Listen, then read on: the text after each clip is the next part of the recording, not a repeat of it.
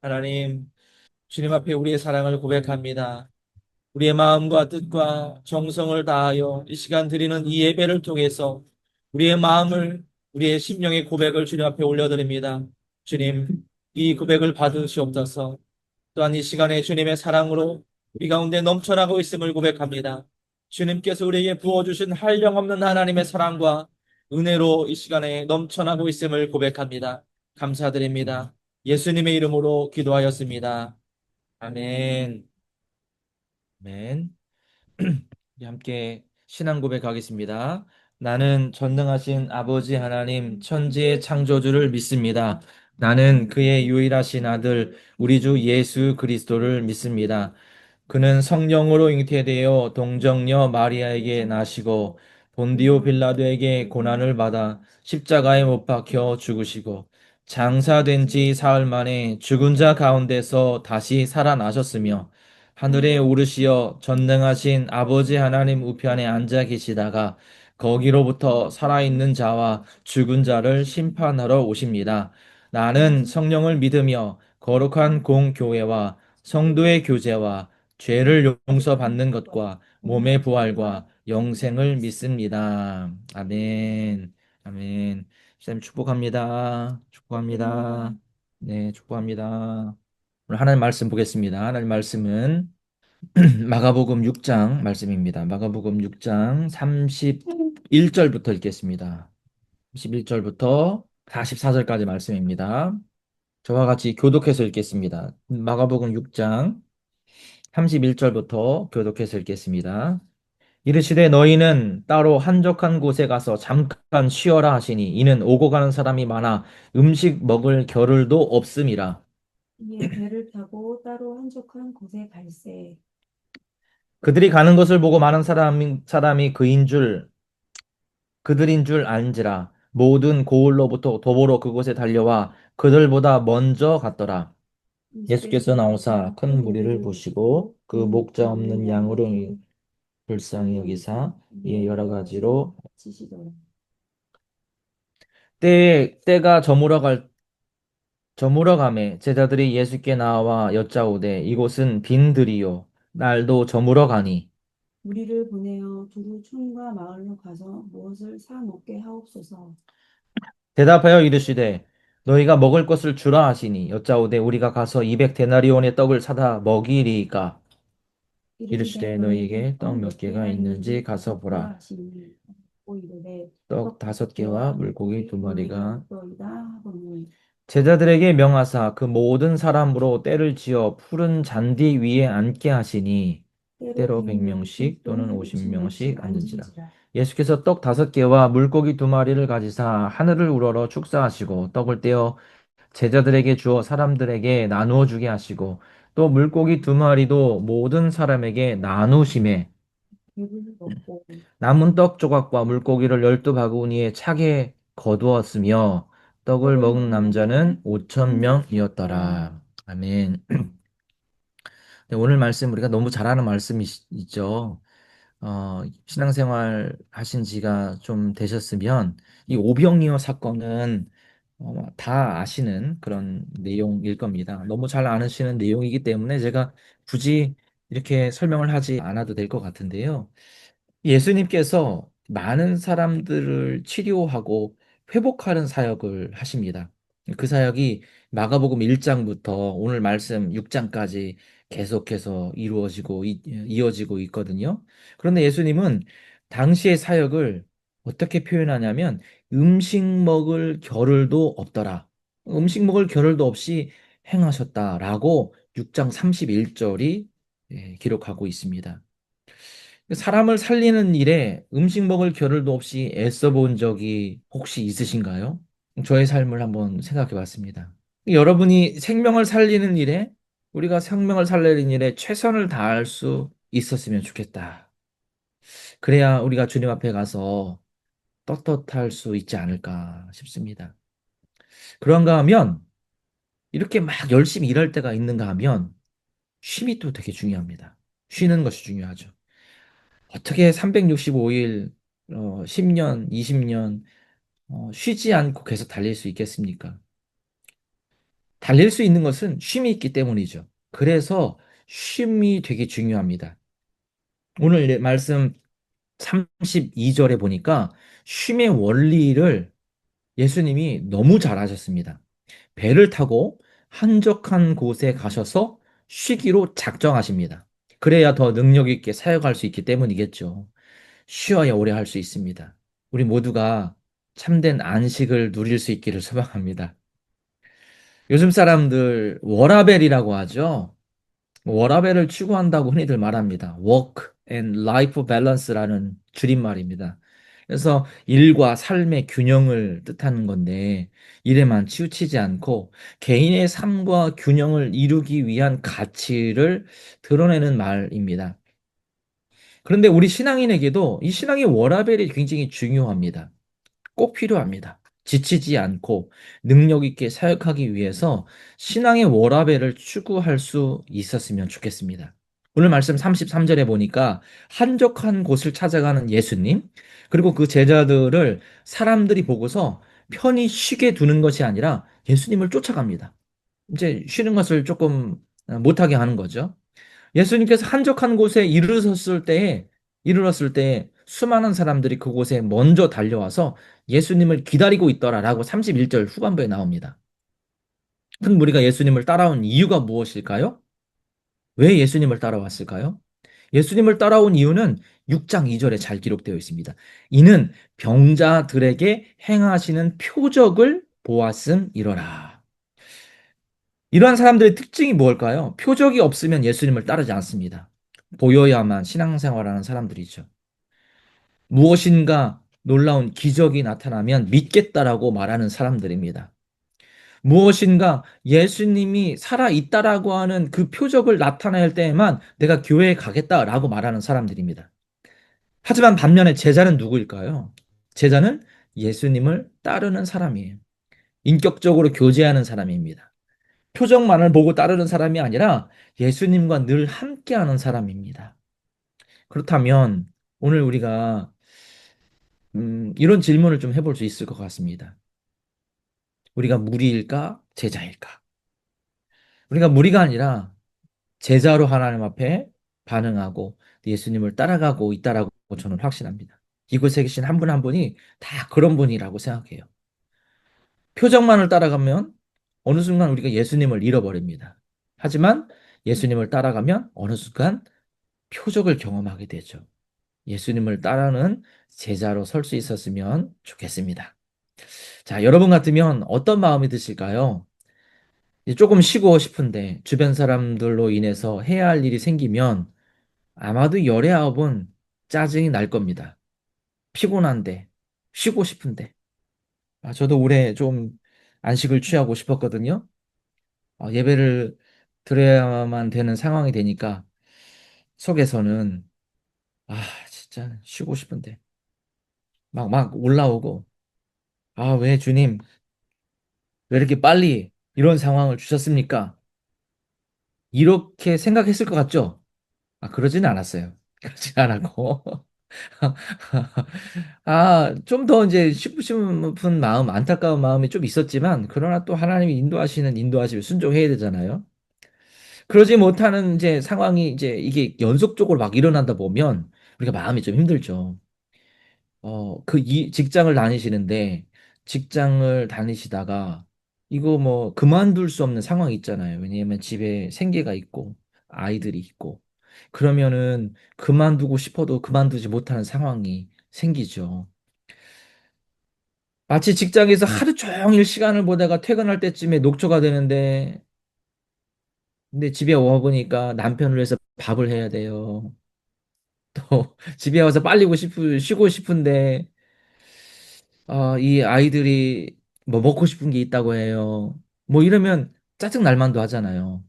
그런데 그렇지 않고 요리를 하는 사람들을 보면, 이게 좀 신기합니다. 저는 그런 신기함들이 있습니다. 근데 오늘 말씀에서 예수님이 그러셨어요. 짜증 내실 만도 한데, 쉼을 방해하는 큰 무리를 보시고 외면할 만도 한데, 예수님은 그들을 보고 불쌍한 마음이 들으셨다고 34절에 기록되어 있습니다. 제가 읽어드릴게요. 34절입니다.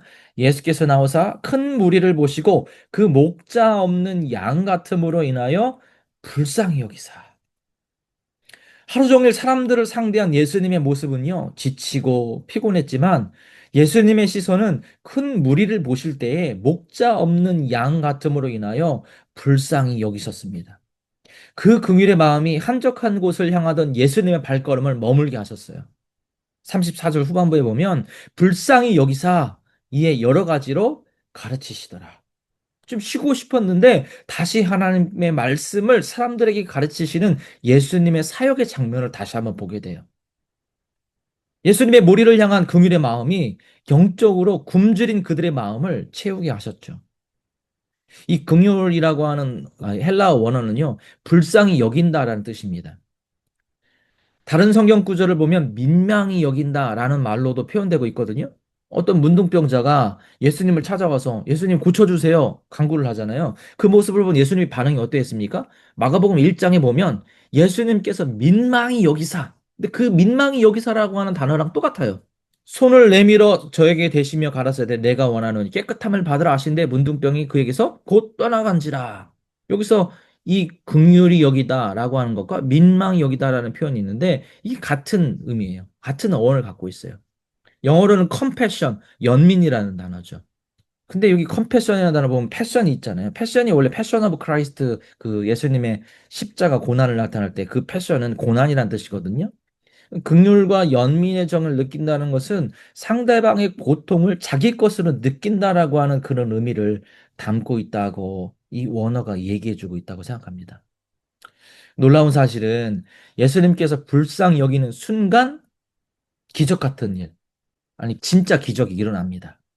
예수님이 불쌍히 여기는 순간이에요.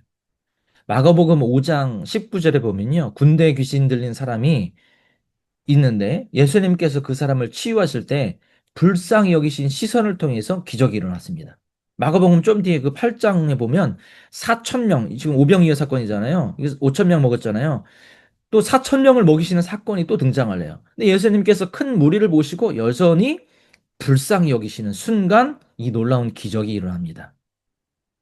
그러니까 이 예수님의 시선은 사람들을 향한 긍휼의 마음이 함께 일어나서 그들을 바라볼 때에 그들에게서 놀라운 기적이 일어나는 어떤 시작점이 됐다라는 것이죠.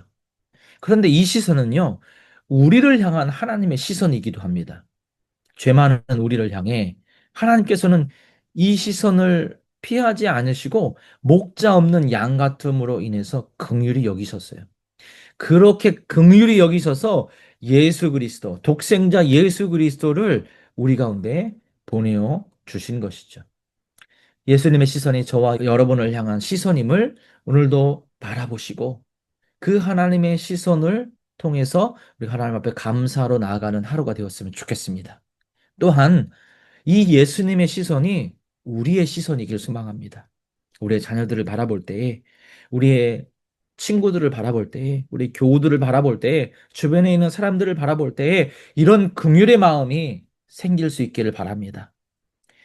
긍휼의 마음은 이 시대가 회복할 정서입니다. 우리의 가정이 회복할 정서죠. 이 긍휼의 마음만 있어도 가정이 깨어지지 않고 또 이 긍휼의 마음만 있어도 공동체가 깨어지지 않습니다. 우리 안에 이 마음이 회복될 수 있기를 간절히 소망합니다. 이 긍휼의 마음은요, 우리의 시선으로는 불가능합니다. 오직 예수님의 시선, 성령의 시선으로만 우리의 마음에 주어지는 하나님의 마음입니다. 내 시선으로는 왼수 같죠. 하지만 하나님의 시선으로 볼 때 뭡니까? 품어지죠. 이 긍휼의 마음으로만 그 상대를 품을 수 있다라는 것, 그것을 꼭 기억하셨으면 좋겠습니다. 한 명의 신학자를 제가 소개하고 싶습니다. 케빈 바누저라고 하는 신학자가 있습니다. 이 사람이 이제 그 교리를 또 이제 성경을 해석하는 툴을 얘기한 걸로 되게 유명한데요. 이 사람의 책이 여러 권 있습니다. 그 중에서 책 한 권이 있는데 그게 돌봄과 행함, 이게 제주도에 관한 거거든요. 여기 보면 이런 말이 있습니다. 목회자는 지역 교회의 난시와 근시를 교정하는 안과 의사가 되어야 한다. 참된 제자가 되어가는 과정에서 우리의 시선이 교정되어야 하죠. 그걸 강조한 말입니다. 이분이 이야기한 거는 결국에 그 믿지 않는 사람이 믿는 사람으로 바뀌는 그 과정만을 얘기하는 것이 아닙니다. 우리가 예수님의 안경을 끼면서도 시력이 매번 나빠지죠. 나빠지면 어떡합니까? 안경을 갈아 껴야 돼요. 다시 한번 예수님의 안경으로 갈아 끼고 안경 도수를 맞추고 다시 한번 포커스를 맞추고 하는 이 과정들이 필요합니다. 신앙인임에도 불구하고 목회자임에도 불구하고 우리의 안경을 지속적으로 우리의 초점을 맞추는 작업을 지속적으로 감당해야만 한다는 사실을 오늘 기억했으면 좋겠습니다. 우리 마음의 눈에 자리 잡고 있는 근시, 난시, 예수님의 시선으로 교정할 수 있기를 바랍니다. 어떻게 가능할까요? 그분의 안경을 끼면 우리의 시선이 달라지게 됩니다. 우리의 마음의 눈을 향해 예수님이라면이라는 렌즈를 덧입혀 보십시오. 그 대상이 새롭게 보이게 될 겁니다. 아직도 그놈, 죽일 놈, 그 위에 예수님이 안경을 끼게 되면 그분, 그 사람이 되는 거예요. 그분의 입장에서 긍휼의 마음을 가지고 볼 수 있게 됩니다. 우리 성도님들, 오늘 우리의 삶에 기적이 필요합니다. 기적을 체험할 수 있길 바랍니다. 그렇다면 예수님의 시선에 집중하십시오. 주님의 렌즈로 교정할 수 있기를 축복합니다. 그럴 때 예수님의 긍휼이 임하게 되고 그로 인해서 놀라운 기적을 체험하게 될 것입니다. 아멘. 오늘 오병이어 사건을 기술한 요한복음 6장에서 예수님을 바라보고 있었던 두 제자의 시선을 보게 돼요. 오늘 똑같은 말씀이 요한복음 6장에도 나오거든요. 근데 요한복음 6장과 이 마가복음 6장에서 강조하는 것이 살짝 다른 게 있는데 그중에서 요한복음에서 조금 더 강조하고 있는 게 있는데 두 제자의 시선을 굉장히 강조합니다. 6장 7절에 보니까 요한복음입니다. 예수님은 이미 무리들을 먹이기로 결정하셨어요. 그리고 빌립을 시험코자 질문을 던집니다. 이렇게 합니다. 예수께서 눈을 들어 큰 무리가 자기에게로 오는 것을 보시고 빌립에게 이르시되 우리가 어디서 떡을 사서 이 사람을 먹이겠느냐 하시니 예수님이 지금 어떻게 해결할지 몰라서 물어보는 게 아니죠. 하지만 빌립을 시험하고자 이 질문을 합니다. 신앙생활 할 때 이런 테스트가 있다는 사실을 우리는 기억해야만 합니다. 하나님은 아브라함에게 그러셨죠. 그런데 그 테스트는 뭡니까? 테스트는 우리에게 무엇인가를 주시기 위한 그 과정이에요. 테스트는 하나님께서 우리에게 테스트를 하신다. 이거 기뻐하셔야 됩니다. 그런 테스트라는 생각이 딱 들 때 있잖아요. 그때는 믿음으로 나가셔야만 합니다. 인간의 이성으로 생각할 때 이거는 아니다 싶을지라도 하나님께서 테스트를 한다라고 하는 그 확신이 들 때 믿음으로 나아가면 그 테스트를 합격하면 하나님께서 놀라운 축복을 주시는 것을 성경 곳곳에서 발견하게 됩니다. 근데 오늘 그 테스트를 하는 거예요. 빌립이 대답합니다. 예수님, 이거 200단 데나리온이나 있어야 될 만큼 그 큰 돈이 있어야 사람들을 다 먹일 수 있어요. 빌립은 굉장히 이성적이에요. 합리적인 판단을 해서 이렇게 대답합니다. 하지만 예수님이 그 대답에 아무 이야기도 하지 않습니다. 바로 그 순간 안드레가 예수님께 나와서 이렇게 이야기합니다. 6장 8절 9절입니다. 이거 같이 한번 읽어볼까요?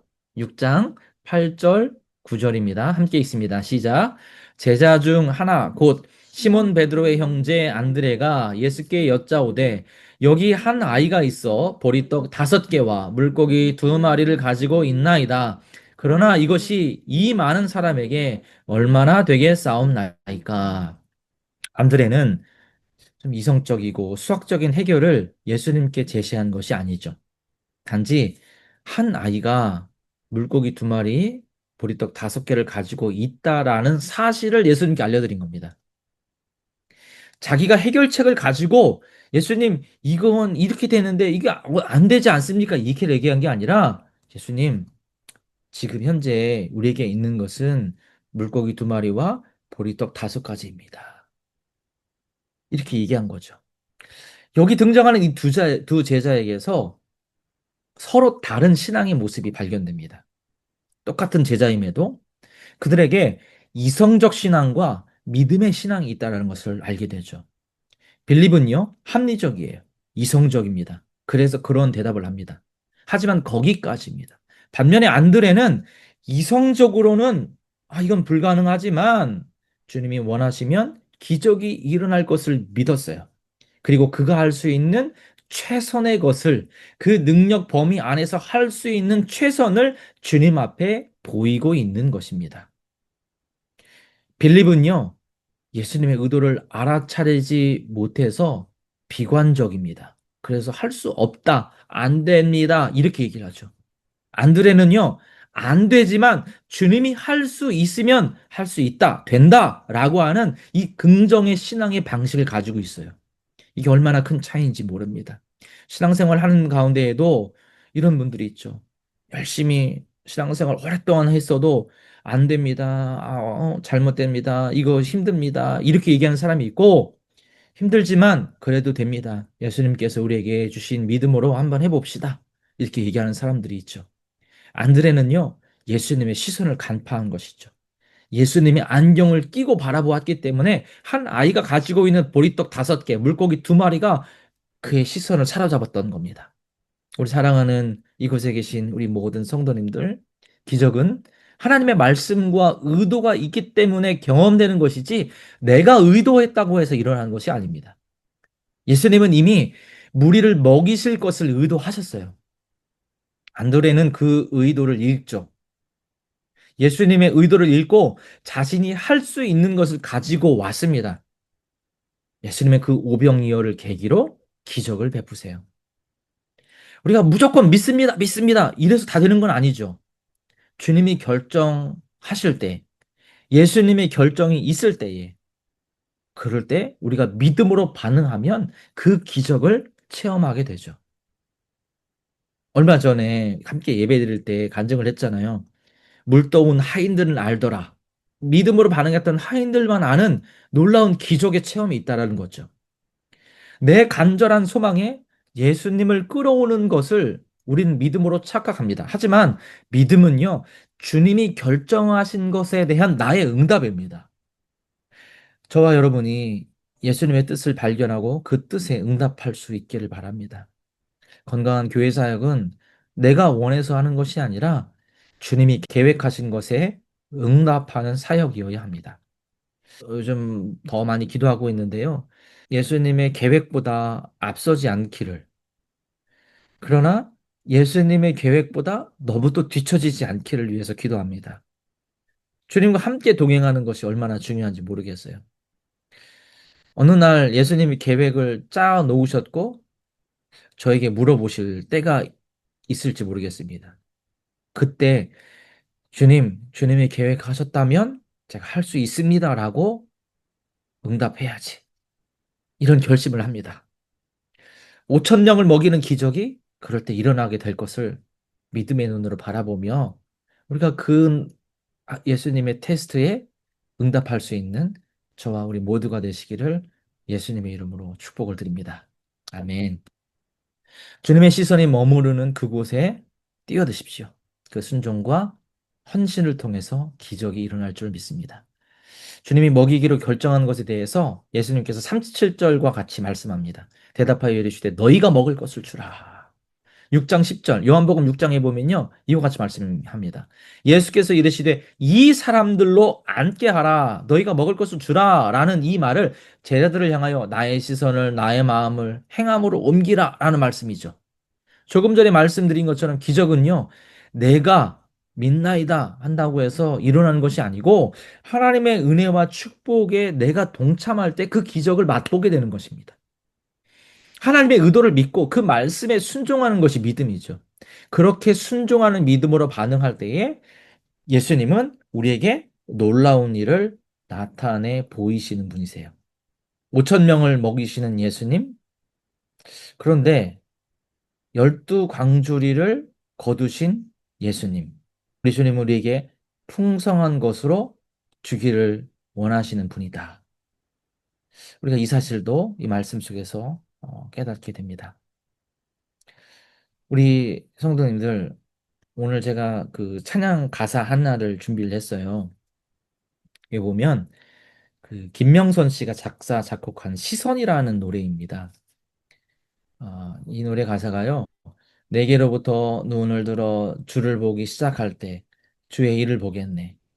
내 작은 마음 돌이키사 하늘에 꿈꾸게 하네. 주님을 볼 때. 내게로부터 눈을 들어 주를 보기 시작할 때 주의 일을 보겠네. 내 작은 마음 돌이키사 하늘에 꿈꾸게 하네. 주님을 볼 때.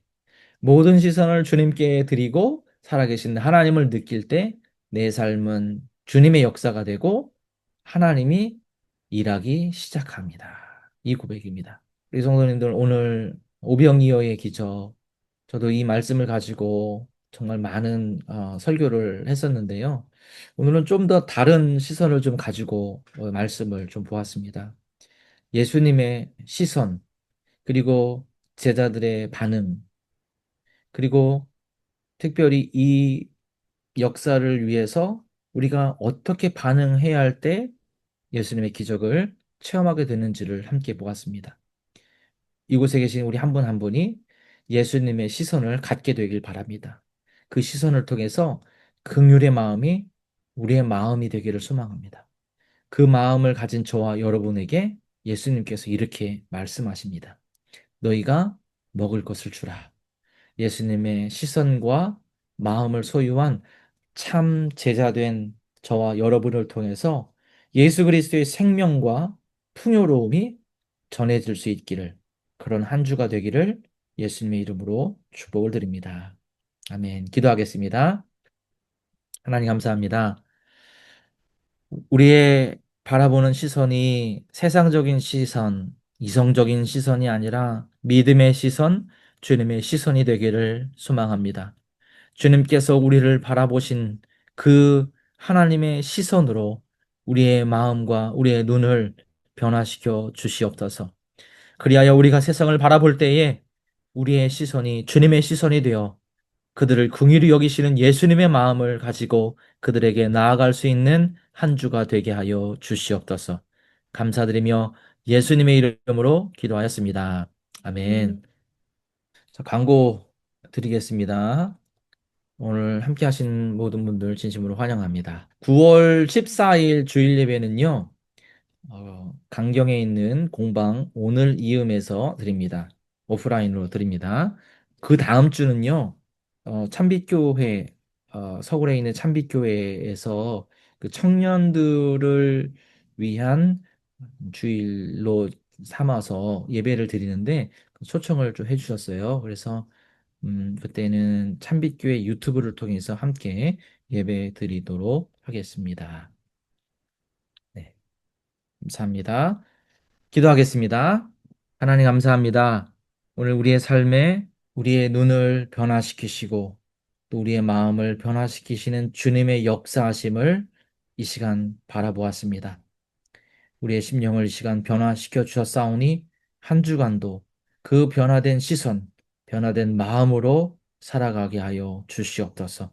그래야 풍성한 열매를 맺게 하시고 많은 사람들이 우리의 모습을 통해 예수 그리스도를 발견하는 귀한 시간 되게 하여 주옵소서. 이제는 우리 주 예수 그리스도의 은혜와 하나님 아버지의 크고 놀라우신 사랑하심과 성령님의 교제하시고 교통하심이 이제 예수님의 시선으로 세상을 바라보며 믿음으로 반응하기를 결단하는 모든 성도들 위해 가정과 사업과 하는 모든 일들 위해 이제로부터 영원토록 함께 하시옵기를 간절히 축원하옵나이다. 아멘.